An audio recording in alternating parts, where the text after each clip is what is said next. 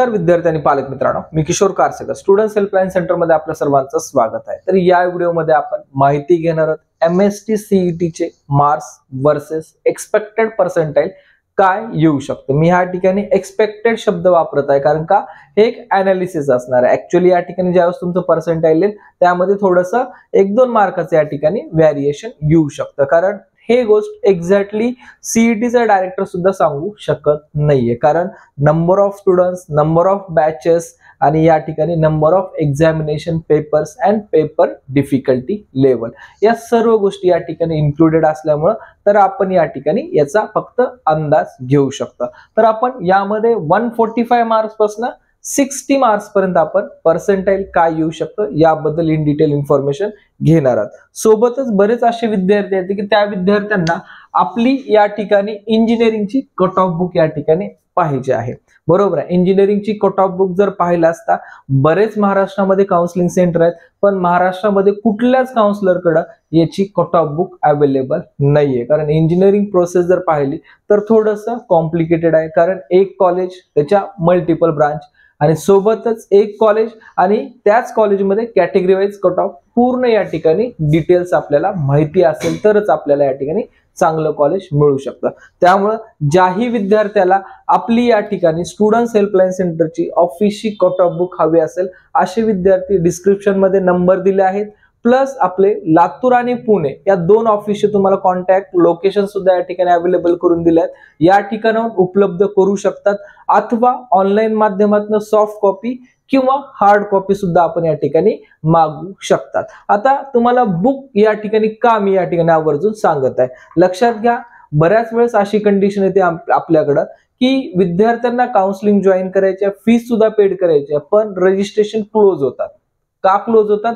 कारण आपण लास्ट 10 वर्षापासून विद्यार्थ्यांना काउन्सिलिंग प्रोव्हाइड करत आहोत आणि या काउन्सिलिंग प्रोव्हाइड मध्ये विद्यार्थ्याला जे कॉलेज मिळायचा चांगला रेशो आहे खूप जास्त आहे आणि आपली काउन्सिलिंग ऑनलाईन माध्यम आणि या ठिकाणी पर्सनल जरी विद्यार्थी आले असतील तरी या ठिकाणी पर्सनली आपले लातूर आणि पुणे या ऑफिसवरून आपण करत असतो। त्यामुळे विद्यार्थ्यांचा फ्लो जास्त आहे आणि असल्यामुळे बऱ्याच वेळेस अशी कंडिशन येते की आमचे रजिस्ट्रेशन क्लोज होतात।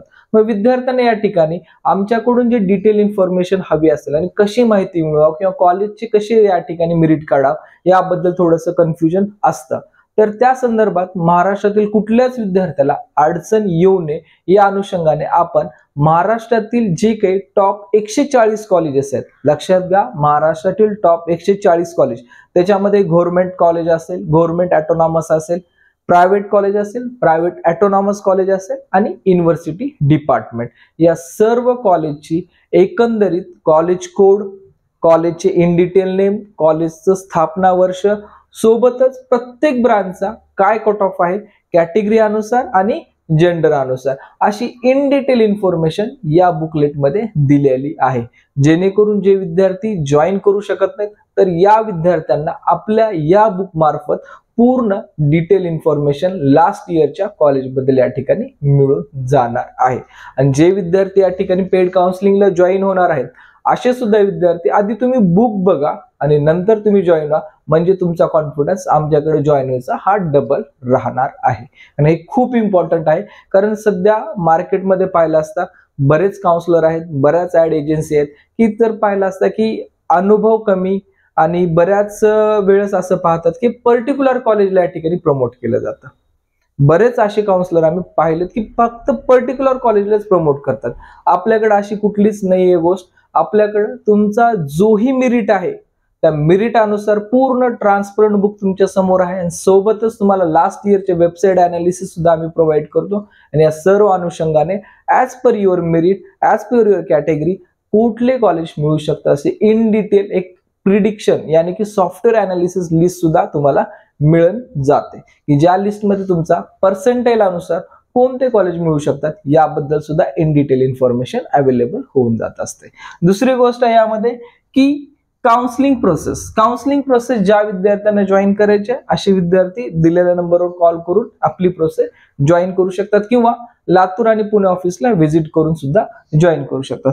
बरेच असे विद्यार्थी आहेत की ज्यांना ओनली प्रोसेस रिलेटेड अपडेट हवे आहेत आणि लिस्ट कशी भरायची या कॉलेज लिस्टची आम्हाला एक लिस्ट हवी आहे असे जेही विद्यार्थी मीन्स की आपल्याला व्हॉट्सअपवरती डेली अपडेट हवेत ऍडमिशन प्रोसेस रिलेटेड, आणि ज्यावेळेस आमची चॉईस फिलिंग असेल, फिलिंगच्या वेळेस आम्हाला कुठले कॉलेजेस द्यायची गरज आहे त्याबद्दल आम्हाला मार्गदर्शन फक्त एवढंच पाहिजे, बाकीची सर्व प्रोसेस आम्ही स्वतः करून घेऊ शकतो.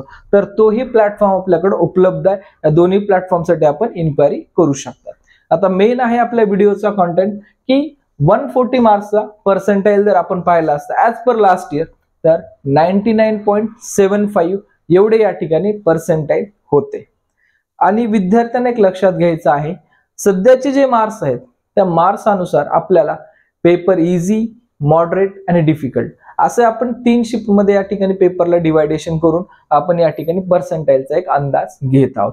तर यात पाहिला असता 145 ला 99.75, 130 मार्क्सला या ठिकाणी आपण जवळपास 98 पर्सेंटाइल पासून 99.20 पर्यंत पर्सेंटाइल जात असतं. नेक्स्ट आपण 120 मार्क्सचा जर विचार केला तर या ठिकाणी 96 पर्सेंटाइल पासून जवळपास तुमचं 98 पर्यंत या ठिकाणी पर्सेंटाइल जात असतं. 110 मार्क्सचा जर आपण विचार केला तर या ठिकाणी जवळपास 94 पासून हे पर्सेंटाइल जातं 96 पर्यंत. दुसरी गोष्ट 100चा आपण विचार केला असता या ठिकाणी आपलं पर्सेंटाइल जाईल 89 पासून या ठिकाणी 92 पर्यंत. आता बरेच विद्यार्थ्याला या ठिकाणी थोडीशी एक शंका आहे की पर्सेंटेज गॅप जसं तुम्ही खाली येतात तसं का वाढत आहे.